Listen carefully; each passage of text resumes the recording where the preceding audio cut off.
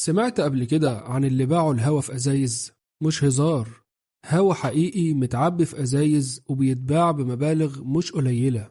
زمان كانت الفكرة دي بتتقال على سبيل النكتة المستحيلة، لكن النهاردة بقت بيزنس حقيقي، والناس بتشتري الهوا متعبي في أزايز، وشركات بتكسب منها فلوس، وعمالة وشركات توزيع وتصدير واستيراد ونور وكهرباء وضرايب. دي واحدة من أغرب طرق كسب الأموال في العالم. لو عاوز تعرف باقي الطرق الغريبة تابع الحلقة للآخر، وخد بالك من الطريقة الأخيرة لأنها أغربهم على مدى التاريخ. المعروف عن أي وظيفة إن ليها عدد ساعات معين ومهام معينة، بيئة عمل مخصصة، ومفهوم كمان إنك ما ينفعش تروح الشغل مش فايق أو تنام على مكتبك أثناء الشفت. ارمي بقى كل ده ورا ظهرك وما تصدقوش، لأن واحدة من أغرب طرق كسب المال هي إنك تنام. أيوة، تنام نوم بجد. رغم إن النوم حاجة كل البشر بتعملها كل يوم، إلا إنه ما زال لحد دلوقتي عالم مليان بالأسرار. لحد النهاردة العلماء بيحاولوا يفهموا ماهية النوم، وإزاي العقل بيشتغل أثناء النوم، ومنين بتيجي الأحلام. ده بيخلي مراكز الأبحاث والجامعات تطلب موظفين عشان يناموا، ويقوموا الباحثين بالدراسة عليهم. التجربة دي بتاخد وقت قليل جدا، ومع ذلك القبض فيها بيكون آلاف الدولارات. يعني لو انت من الناس اللي بتعز النوم ونومك تقيل، فانت مش محتاج اكتر من كده عشان تشتغل الشغلانة دي. مش بس كده، ده في شركات بتدفع مبالغ محترمة للناس اللي عندهم مهارات حضرتك في النوم، بس المرة دي مش عشان يعملوا أبحاث على حضرتك، المرة دي عشان يعملوا أبحاث على منتجات تخص النوم. مراتب، نوع جديد من أقنعة النوم، مخدات طبية، وهكذا. كل اللي عليك إنك تنام على قد ما تقدر. نام، ولما تقوم بالسلامة تكتب تقرير عن جودة النوم وبس، وتقبض. طيب نفترض إن حضرتك ما بتحبش تنام، ما تقلقش، في وظيفة عايزاك قاعد طول الوقت، وهي مراجعة المحتوى الحساس على الإنترنت. الفكرة ببساطة إن مواقع كبيرة زي يوتيوب أو فيسبوك وغيرهم بيترفع عليهم ملايين الصور والفيديوهات يوميا من المستخدمين حول العالم. مع الحجم الضخم ده من المحتوى، بيبقى من الصعب جدا إن الأنظمة الآلية أو الذكاء الاصطناعي يكتشف كل شيء مخالف. عشان كده الشركات بتوظف أشخاص اسمهم مراجعو المحتوى. وظيفة الشخص ده إنه يشوف الفيديوهات أو الصور أو التعليقات اللي تم الإبلاغ عنها، ويقرر إذا كانت مناسبة للنشر على الموقع ولا لازم تتحذف، لأنها بتتضمن محتوى عنيف أو مسيء أو محتوى من إياه. خد بالك، الوظيفة دي حساسة وما تنفعش لأي حد. صحيح مرتبها بيوصل لآلاف الدولارات، لكنها قد تكون مرهقة نفسيا لبعض الناس بسبب مشاهد العنف الصادمة اللي ممكن يشوفها أو المشاهد الغير لائقة. فإذا كنت من الناس دول، ما تقلقش، في بديل، حاجة كده آخر روقان. ودي كمان واحدة من أغرب طرق كسب المال. كل الحكاية إنك هتقعد تتفرج على مسلسلات وأفلام من نتفليكس، فشارك جنبك، عصيرك، غلاية الشاي، اطفي النور بقى وابدأ الشيفت بتاعك. الحكاية وما فيها إن في شركات بتدفع للناس عشان يتفرجوا على الأفلام والمسلسلات ويكتبوا ملاحظات. الناس دول بيكون اسمهم تيجرز، ووظيفتهم ببساطة إنهم يقعدوا يتفرجوا، وبعد ما يتفرجوا يكتبوا الآتي: العمل نوعه إيه؟ دراما ولا كوميدي ولا رعب؟ الجو العام للفيلم حزين ولا خفيف؟ الشخصيات الرئيسية وطبيعة القصة؟ وخلصت الشغلانة. الوظيفة دي بتساعد المنصة إنها تصنف المحتوى عشان غيرك لما يفتح نتفليكس يلاقوا اقتراحات مناسبة ليهم، اقتراحات مبنية على التصنيف اللي حضرتك عملته، وبرضه بتقبض آلاف الدولارات. بس لو انت مش من هواة الدراما وبتفضل إنك تنسجم مع العالم الواقعي، فما تقلقش، في وظيفة مناسبة لحالتك.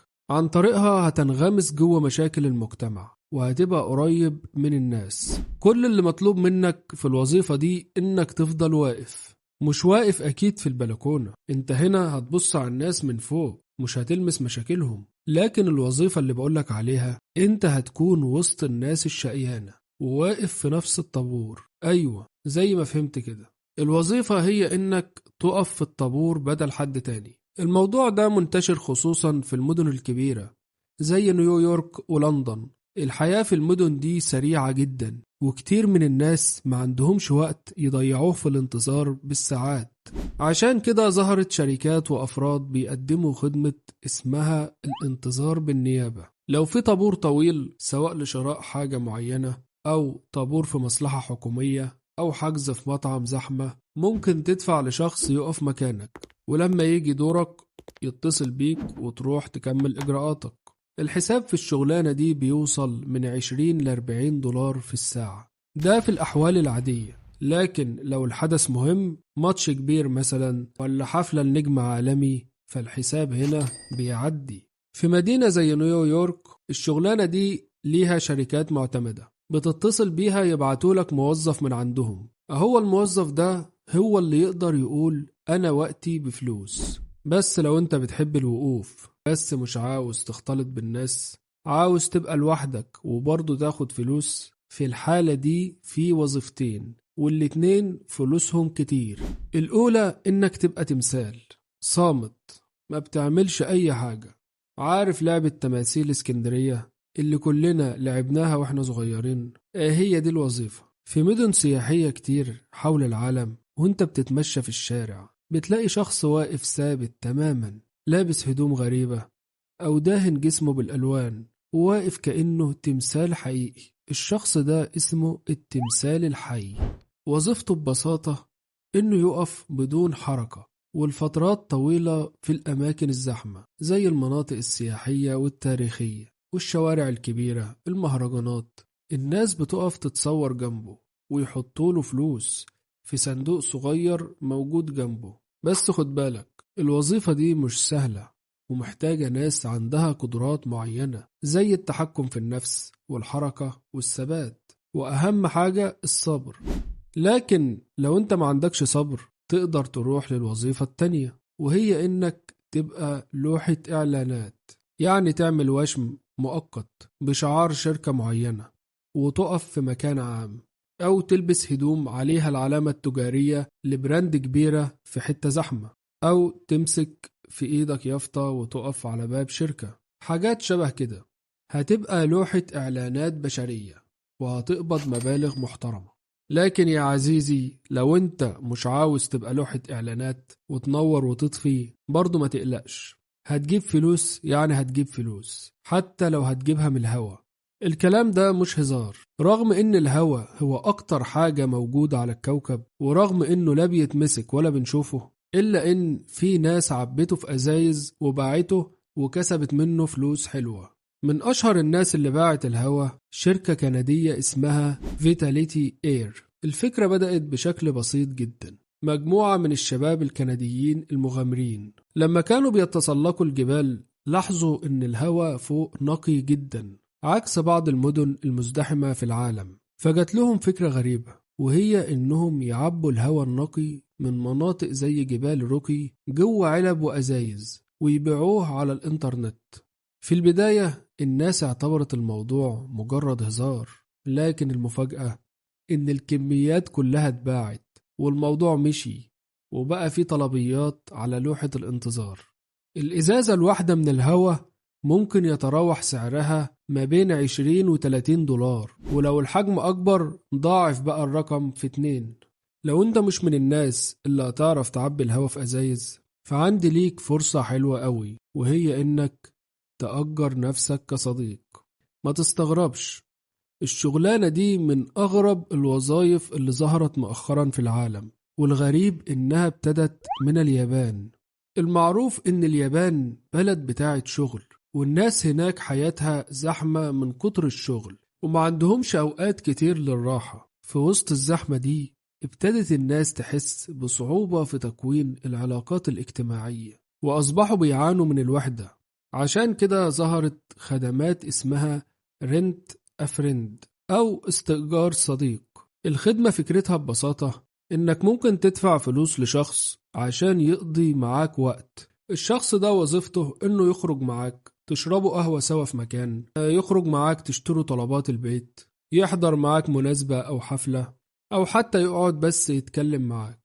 الفكرة بتتلخص في إنها نوع من المرافقة الاجتماعية لفترة مؤقتة. طبعا انت دلوقتي عاوز تعرف الشغلانة دي ممكن تدخل كام لصاحبها، والحقيقة إن المقابل بيتراوح من 10 ل 50 دولار في الساعة، بتحكم الخدمة والمكان. وفي اليابان مؤخرا ظهرت شركات متخصصة في الموضوع ده، من أشهرها شركة اسمها فاميلي رومانس. الفكرة ممكن تبان غريبة للبعض، لكنها بالنسبة لكتير من الناس وسيلة للتغلب على الشعور بالوحدة أو الحرج في المواقف الاجتماعية. أو ممكن تختصر كل ده في المثل اللي بيقول رزق الهبل على المجانين. بس أحب أحذرك وأقولك اوعى دماغك تروح كده ولا كده، الموضوع مجرد صداقة عابرة وفقط. صحيح في شركات وأشخاص طورت الخدمة وأصبحت بتقدم خدمات أكبر من كده شوية، لكن يظل الموضوع تحت السيطرة. التطوير اللي بنتكلم فيه هو وظيفة الحضن مقابل المال. الفكرة ظهرت في بعض الدول زي اليابان برضه والولايات المتحدة، وبدأت تنتشر للعالم مع زيادة شعور كتير من الناس بالوحدة أو الضغط النفسي. الخدمة ببساطة بتتلخص في إن شخص ما بيحجز ميعاد مع شخص تاني عشان يقعد معاه لفترة معينة، قعدة هادية، والتاني يحضنه ويطبطب عليه بدون أي نزوات رومانسية أو جنسية. الهدف الأساسي من الخدمة هو الدعم العاطفي والشعور بالراحة والاطمئنان النفسي. الشغلانة دي ظهرت بعد ما بعض الدراسات أكدت إن الحضن بيساعد على تقليل التوتر وتخفيف القلق ومنح الشعور بالأمان. عشان كده ظهرت شركات بتقدم خدمات اسمها علاج بالحضن. الشركة بالمناسبة بتفرض على العملاء قواعد صارمة زي عدم وجود أي تصرفات غير لائقة، والحفاظ على حدود واضحة بين الطرفين، واحترام المساحة الشخصية. الخدمة دي بتتقدم بالساعة، والساعة عاملة من 60 ل 80 دولار. ارتفاع السعر بيوضح ليه في ناس لقت الطبطبة وناس ملقتهاش. لو انت مش مصدق ان كل الوظائف دي موجودة وبتجيب فلوس كتير، خليني اثبت لك ان فيه الاغرب من ده كله. ستيفاني ماتو، شخصية مشهورة على مواقع التواصل الاجتماعي، ظهرت في برنامج الواقع دي فيانس 90، وعملت قاعدة متابعين كبيرة على تيك توك ويوتيوب.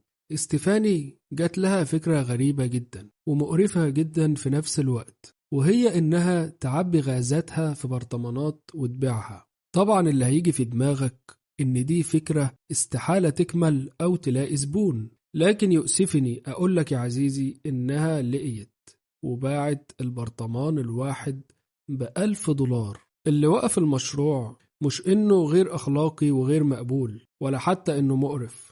اللي وقف المشروع إن ستيفاني عشان تزود الإنتاج لجأت لتغيير نظامها الغذائي والاعتماد على المأكولات اللي بتسبب انتفاخات زي الفاصوليا والبيض والأرنبيط وغيرهم، وده تسبب في تعب لجهازها الهضمي ودخلت المستشفى. في النهاية يا عزيزي المشاهد، يبدو أن الحصول على الأموال وعمل ثروة مش صعب ولا متعب.